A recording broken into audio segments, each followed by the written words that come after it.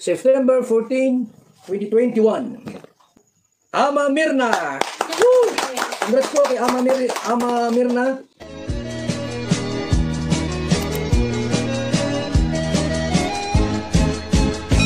Hello, good morning! Ang aking bibigyan ng reaksyon ngayon ay yung tungkol kay Reyna ba, yung kanyang pag-alis sa Kalingap. Dahil kinuha na siya ng kanyang mama, ipinaalam na siya na kukunin na siya ni Mama Melanie, yung kanyang nanay. Marami ang nagulat sa desisyon na yon ni Nanay Melanie. Dahil bigla lang yun na pumunta doon nagsabi siya sa Kalingap na kukunin na niya si Reyna. Marami ang nalungkot, marami ang nagulat at marami ang naghihinayang. Dahil siyempre si Reyna nga ay nakita naman natin yung kanyang improvement, di ba? Mula sa kanyang pagkakasakit, mula sa kanyang pagiging kawalan ng kamalay-malay, kung anong nangyayari sa buhay niya, ngayon ay napakalaki yung kanyang improvement na. Magaling na si Reyna. At hindi lang yon, nag-aaral pati si Reyna. Late man yung kanyang development, kasi parang bata pa rin siya, pero malaki yung kanyang pagbabago nung inaruga siya ng Kalingap. Babalikan ko lang na nung si Reyna ay dinala kay Ate Roda, nagkaroon po yan ng kasulatan. Siyempre, hindi basta-basta ampunin yan o hindi basta-basta alagaan yan ng kung sino-sino na hindi niya kamag-anak dahil minor de edad pa yung si Reyna. Ang tanging may karapatan lang na mag-alaga sa kanya, yung pamilya niya siyempre. Pero bago yan tumira kay Ate Roda, nagkaroon nga ng kasulatan, pirmahan doon sa barangay na talagang si Reyna ay aalagaan ng Kalingap. Mauuwi lamang o makukuha lamang si Reyna kung ang mama niya ang kukuha sa kanya. Maging yung lolo nga niya na nag-alaga hindi binibigay pag pupunta doon. Pag dinadalaw si Reyna at gustong kunin, hindi binibigay yan nila Ate Roda. Kasi ang kausap nga ay itong si Mama Melanie o Nanay Melanie. Pero ito na nga mga Kalingap na nagulantang ang karamihan, nagtaka at nanghihinayang dahil si Reyna nga ay babawiin na ng kanyang nanay. Siyempre naman, karapatan din kasi ng nanay yan dahil siya yung may karapatan na mag-alaga talaga sa kanyang anak. Pero may katanungan lang kasi bakit noong may sakit, nung hindi pa nakakausap si Reyna, hindi pa napapakinabangan, ganyan, ay binaliwala lang talaga ni Ate Melanie yan sa pag-aalaga. At nagkaroon na nga siya ng desisyon na ipaalaga na lang ito sa Kalingap. Pero ngayong magaling na, ayun nga, biglaan na lang na kukunin niya para alagaan daw. Totoo naman talaga yan. Karapatan talaga ng nanay o ang pamilya na mag-alaga sa kanyang anak. Ano man ang rason yan, ano man yung kanyang motibo dyan, wala nang pakialam siyempre yung mga labas sa kanyang pamilya. Kung may naitulong ang Kalingap sa kanya, yun, pasalamat ni Ate Melanie yan. Kung malaking tulong ni Roda sa kanya sa pagpapagaling kay Reyna, ay laking pasalamat yan ng pamilya ni Ate Melanie. Pero maganda yung desisyon ni Kuya Bala na nag-usap uli doon sa barangay, nagkaroon ng pirmahan at may mga rules doon o sabihin nating mga kasunduan na kung ano ang mangyayari, anong gagawin kung halimbawa sakali si Reyna ay babalik sa sakit o kung sakaling si Reyna ay gusto ibalik uli ni Mama Melanie doon sa Kalingap. May kasunduan yan. Nabanggit nga ni Kuya Bal na hindi natatanggapin si Reyna kung ito'y ibabalik sa kanila. At sa pag-alis nga ni Reyna sa Kalingap ay hindi na siya Kalingap.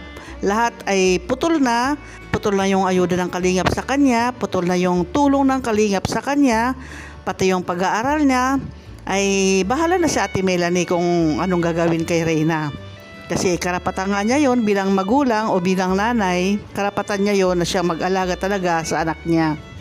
Kaya wag nating i-bash kung halimbawa man, bakit nagkaganon ang nangyari kay Reyna, biglang nakuha na ng kanyang nanay. Ano lang yan, isinasaayos lang ang lahat ng bagay. Alam niyo po mga Kalingap, napamahal na kasi si Reyna sa sa Kalingap mismo, kay Ate Roda, napamahal na kay Ate Roda. At maging kay Kalingap Rab, itinuring na si Reyna na talagang bunsong kapatid. Kaya ngayong pag-alis nga ni Reyna ngayon ay kasunduan na hindi na siya tutulungan, hindi na siya iintindihin kung anong mangyari sa kanya, bahala na yung pamilya niya. Siguro noon kaya hindi masyadong inalagaan ng mama ni Reyna si Reyna kasi yun nga buntis. Alam naman natin nung dinadalaw siya ng Kalingap, 'di ba? Buntis siya noon tapos nanganak. Anak pa siyang isang maliit din. Hindi niya kayang alagaan yung kalagayan ni Reyna noon na may sakit, tulala. Hindi niya talaga kayang alagaan kaya pinubayan na ito sa Kalingap. Ngayong medyo malaki-laki na ng konti yung mga anak ni Ate Melanie, yun nga panahon na siguro na siya naman ang mag-alaga ngayon kay Reyna. Kung halimbawa man, sabi kasi ng iba na kaya kinukuha na Ate Melanie dahil may ibang magbablog na sa kanya o kay Reyna, ay hindi na natin sakop yun, hindi na sakop ng Kalingap yun. Wala nang pakialam ng Kalingap yun kung i-vlog man siya o nawakwak man siya, ganyan. Basta ang importante, yung kasunduan sa barangay, nagkaroon ng pirmahan, yun na yun. Mabigat man sa kalooban ng iba, pero tanggapin na lang natin. Makikibali-balita na lang tayo kung ano man ang nangyayari kay Reyna, itong mga susunod na mga araw o mga linggo, mga buwan. Tingnan natin kung ano nga ba ang nangyari. Kung meron bang nagwakwak talaga, may kumausap ba kay Ate Melanie para kunin na si Reyna para iuwi na ito, o talagang gusto lang talaga ni Ate Melanie na alagaan yung kanyang anak. Ano man ang rason, ano man ang motibo, yun na, wala nang pakialam ang Kalingap doon. Basta importante ngayon ay si Ate Rhoda ay naging free na. Magagawa na niya ang gusto niya, makakaalis na siya ng matagal-tagal doon sa kanyang bahay. Halimbawa, may mga excursion o may mga pupuntahan yung Kalingap, yan, pwede na siya makasama-sama. Dahil wala na siyang inaalagaan na isang may sakit o isang bata na si Reyna.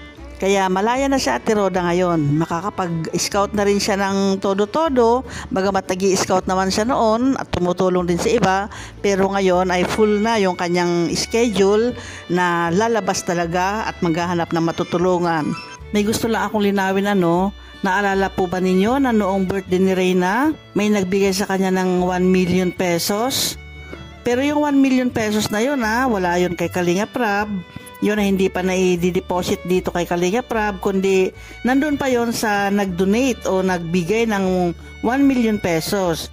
Hindi pa yun naibibigay, baka naka-time deposit yun sa kanila at gagamitin kasi yon sa pag-aaral ni Reyna. Kung nag-high school o nag-college si Reyna, yun gagamitin yung 1 million pesos. Kaya ako naalala yon kasi baka isipin ng iba o nung pamilya na yung 1 million pesos ay nandun kay Kalingap Rab. Wala pa po yun. Ganoon na nga lang, makikibalita na lang tayo kung ano nga ba ang mangyayari o ano na ang magiging kaganapan sa buhay ni Reyna itong mga susunod na araw. Basta nabalitaan ko nga na itong Wednesday, pinakalas na pag-usapan nga yung tungkol kay Reyna. Itong Wednesday raw, wag nang re-reaksyonan si Reyna. Wag nang pag-uusapan ng Kalingap si Reyna. Okay, hanggang dito na lamang ang aking masasabi tungkol kay Reyna sa kanyang pag-alis kay Ate Rhoda at sa kanyang pag-alis sa Kalingap. Salamat sa inyong panonood. Hanggang sa muli. Bye-bye!